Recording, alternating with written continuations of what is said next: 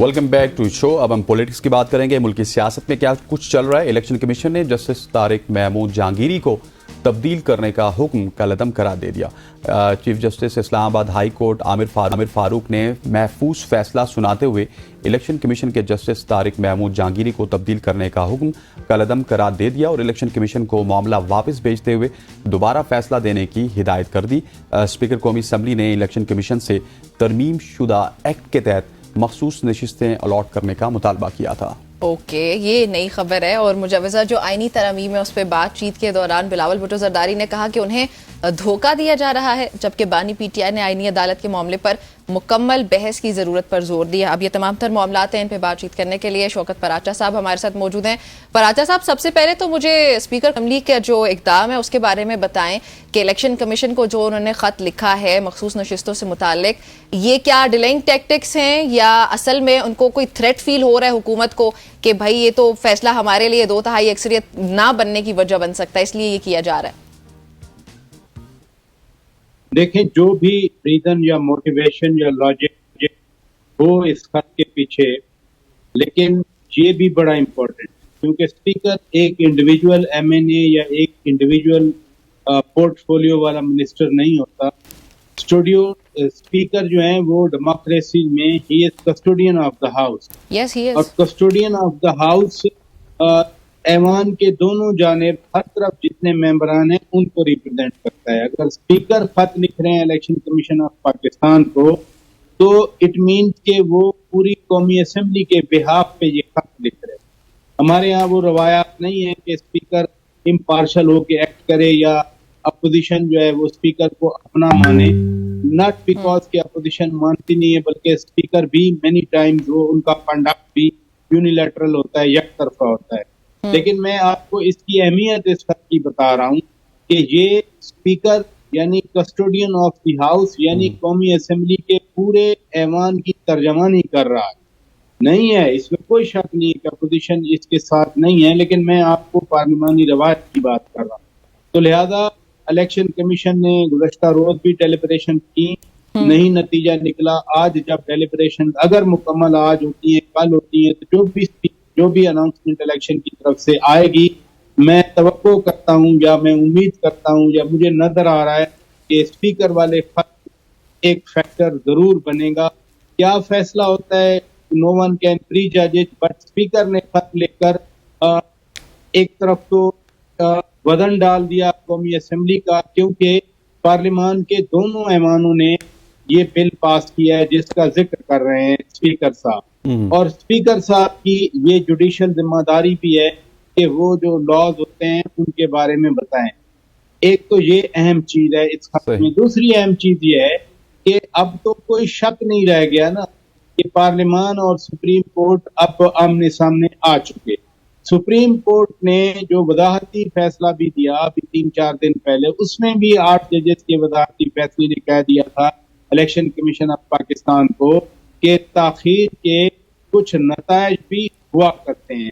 अब election commission बजाते खुद एक आईनी इदारा है और आइन के आर्टिकल 220 में इलेक्शन कमीशन ऑफ पाकिस्तान को बिल्कुल अख्तियार भी हासिल है और तहफ़्फ़ुज़ भी हासिल है। लिहाजा जो एक खौफ था कि इदारे पाकिस्तान में आपस में एक दूसरे के मद्दे मुकाबिल आकर टकराएंगे, तो मद्दे मुकाबिल तो रहे हैं पहले भी, एक दूसरे को जो है वो सबड्यू करने की कोशिश होती रही है। लेकिन अदलिया ने बहरहाल एक मुंतखब वज़ीर आज़म को भी निकाला हुआ इस मुल्क से। अदलिया ने डिक्टेटर के हाथों जब असेंबलियां सैक होती रही तो अदलिया ने उनको वैलिडेट भी किया है। और अब देखते हैं कि अदलिया क्या करती है इस असेंबली के साथ, इस स्पीकर के साथ या इस इलेक्शन कमीशन ऑफ पाकिस्तान के साथ। अच्छा पराज साहब, एक और मामला भी है जहां पे हमें चीफ जस्टिस की जानिब से एक बयान सुनने को मिला। वो कहते हैं कि डब्बे खुलने के बाद 45 से 47 का तो कोई मसला ही नहीं होता। चीफ जस्टिस साहब ये किसको तंबीह कर रहे हैं, किसके हक की बात कर रहे हैं, ये क्या कहना चाह रहे हैं चीफ जस्टिस ऑफ पाकिस्तान काजी फायजी साहब? मौलाना फजलुर रहमान साहब ने भी असेंबली के फ्लोर में ये बात की थी कि कोई 45 वाला हो या 47 वाला हो, अब इन्हीं से मामला तय करना है, इन्हीं से डील करनी है, या जो भी उनके अल्फाज थे मतलब यही था कि इन्हीं से काम लेना है। तो देखे ना, ये अजीब सी बहस है हमारे मुल्क में। For all practical purposes, for all rule of business, यही हुकूमत है जो अंदर भी डील कर रही है, यानी कानून साजी हो रही है, या मुल्क का बिजनेस चला रही है, डे टू डे काम सर अंजाम हो रहे हैं, और बाहर भी जितने एग्रीमेंट्स हो रहे हैं। मसलन अभी रूस के नायब वजीर आजम आए, अगले महीने अक्टूबर में हम SCO की हेड ऑफ गवर्नमेंट इजलास बुला रहे, पाकिस्तान मेजबान है, तो इसी गवर्नमेंट ने उनको भी होस्ट करना है। तो मुझे समझ नहीं आती इस लॉजिक की कि एक तरफ जब तमाम लीगल और कॉन्स्टिट्यूशनल और जो फॉरेन पॉलिसी के इश्यूज हैं, एक गवर्नमेंट उनको हैंडल कर रही है, परस्यू कर रही है, उस गवर्नमेंट की लेजिटिमेसी को यहाँ डोमेस्टिक परसेप्शन में चैलेंज किया जाता है। मैं फॉर्म 45, 47 के चक्कर से निकल के बात कर रहा हूँ। अगर ये नहीं है लेजिटिमेट गवर्नमेंट, तो फिर ये क्या सारा कुछ जो कुछ हो रहा है, कानून साजी भी हो रही है, ये बजट भी बन रहा है, IMF के साथ इसी महीने 25 को, अभी कितने दिन रह गए, तो उनके बोर्ड ने वो $7 अरब का जो लोन है वो सैंक्शन करना है। तो सारा कुछ तो हो रहा है इसी गवर्नमेंट के हाथ से, और परसेप्शन ये बनाई जाती है कि नहीं नहीं ये गवर्नमेंट तो जो 45 की नहीं है 47 की है, या 45 और 47 नहीं हुआ करते थे। जब RTS रात के अंधेरे में बैठ जाया करता था, क्या उस गवर्नमेंट को बिजनेस करने का इख्तियार नहीं था? करती रही गवर्नमेंटें, बहुत सारी गवर्नमेंट मैंने खुद देखी है। ये इसी तरह के उन पे इल्जामात लगे, लेकिन किसी ने 3 साल गुजारे, किसी ने 2.5 साल गुजारे, किसी ने 5 साल गुजारे। बात ये है शौकत साहब की ये ऑडियो जो का कुछ 45, 47 इट्स नथिंग। ठीक। जी जी शौकत साहब कंटिन्यू कीजिएगा प्लीज। मैं यही आपसे बात कर रहा हूं कि जो कोई भी बयान दे, आपने जैसे काजी पाजी साहब की बात कर दी, मैंने बात कर दी मौलाना फजलुर रहमान साहब की, कि वो एक तरफ ये बात कर रहे हैं और दूसरे देखें ना, यही पार्लियामान की या पार्लियामानी डेमोक्रेसी की ब्यूटीज हुआ करती हैं कि मौलाना फजलुर रहमान साहब 45, 47 से निकल कर इसी हुकूमत के साथ मामला की बात कर रहे हैं, और ऊपर से या दूसरी तरफ वो तरामीमी बिल आया है, उनके साथ नहीं बैठ रहे, उन्होंने अपना इंडिपेंडेंट पोस्चर रखा हुआ है।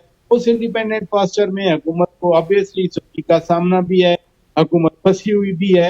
लेकिन एक बात है कि स्टेट रियासत जब कोई फैसला कर लेती है तो वो फैसले हार्डली पीछे जाया करते हैं, लेकिन सिर्फ पार्लियामान एक ऐसा फोरम है जिसपे ये डिस्कशन भी होती है, इस तरह के मामला को रोका भी जाता है। जैसे पार्लियामान में आईनी तरमीम का बिल पेश नहीं हो सका, अगर कोई बहुत रुकावट ना होती, नंबर पूरे हो गए होते, तो फिर तो कम से कम इस वक्त हम कोई और बात कर रहे होते।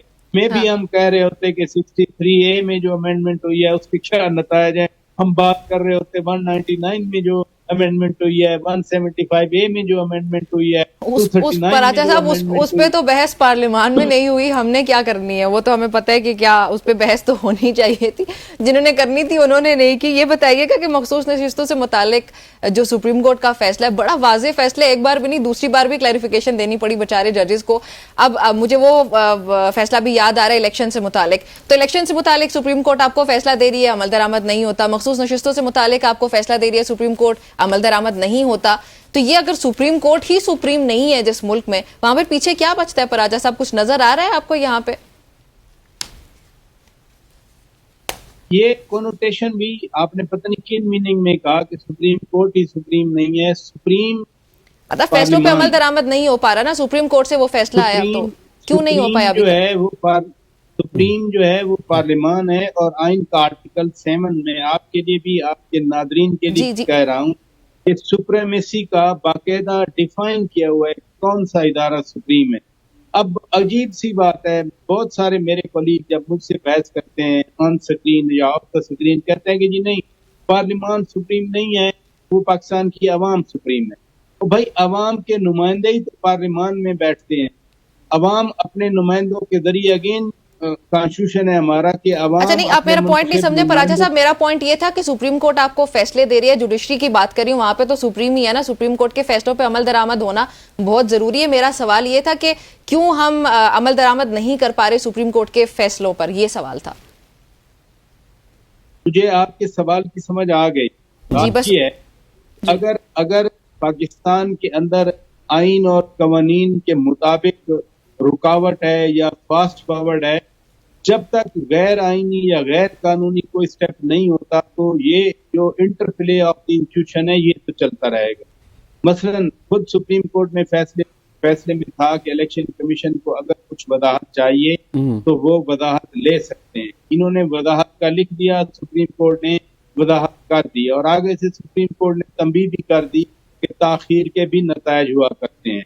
जब सुप्रीम कोर्ट ऑफ पाकिस्तान के ऑर्डर में ये बात है तो फिर मैं वही कहूंगा कि कानून अपना रास्ता आइन के मुताबिक खुद बनाएगा। फिर सुप्रीम कोर्ट खुद ही इस चीज को देखेगी कि हमारे ऑर्डर में जो है वो क्यों अमल दरामद नहीं हुआ, या फिर इलेक्शन कमीशन ऑफ पाकिस्तान, ये जो स्पीकर साहब का खत आया है, हम एक इदारे को सुप्रीमेसी कहकर एक इदारे की दूसरे इदारे को अंडरमाइन नहीं कर सकते। बिल्कुल ऐसे ही है। मेरी जाती राय में, मैं आपको खुल के बात कर रहा हूँ, एक मिनट, मेरी जाती राय में पार्लियामान सुप्रीम है। जो पार्लियामान के फैसले होंगे, पार्लियामान आइन भी लिख सकती है, आइन में तरमीम भी कर सकती है, पार्लियामान ही सुप्रीम कोर्ट क्रिएट कर सकती है, 13 जज रख सकती है, 17 जज रख सकती है, 23 जज रख सकती है। पार्लियामान ही फैसला साजी का सबसे बड़ा इदारा है। ठीक हो गया। अच्छा सर, दूसरी जानिब अगर बात की जाए तो लाहौर में 21 सितंबर को पीटीआई का मुमकिना जलसा है जो कि एक दिन की दूरी पे है। पंजाब पुलिस की अगर बात की जाए तो उन्होंने भी कोई हिकमत अमली तैयार कर लिया है। उनके मुताबिक 9 मई के मुल्जिमान को गिरफ्तार करने का टास्क भी दे दिया गया है तमाम तरह SHOs को। सो आपका तजिया क्या कहता है, क्या कल का जलसा भी उसी तरह से हो पाएगा जिस तरह इस्लामाबाद वाला जलसा हुआ? इस्लामाबाद का जलसा तो हुआ, इस्लामाबाद में लोग आए, इस्लामाबाद में लोगों ने तकरीरें की, लेकिन अगर तकरीरों में फिर रियासत को ललकारा जाए, फिर रियासत का जो एक बरम है उसको तोड़ने की कोशिश की जाए और कह दिया जाए कि हमारा बाप तुम्हारा बाप, ये कौन सी पार्लियामेंट लैंग्वेज, ये कौन सी एक चीफ एग्जीक्यूटिव की लैंग्वेज है, ये कौन सी ऐसी जबान होती है। लेकिन फिर भी बहरहाल वो जलसा हुआ।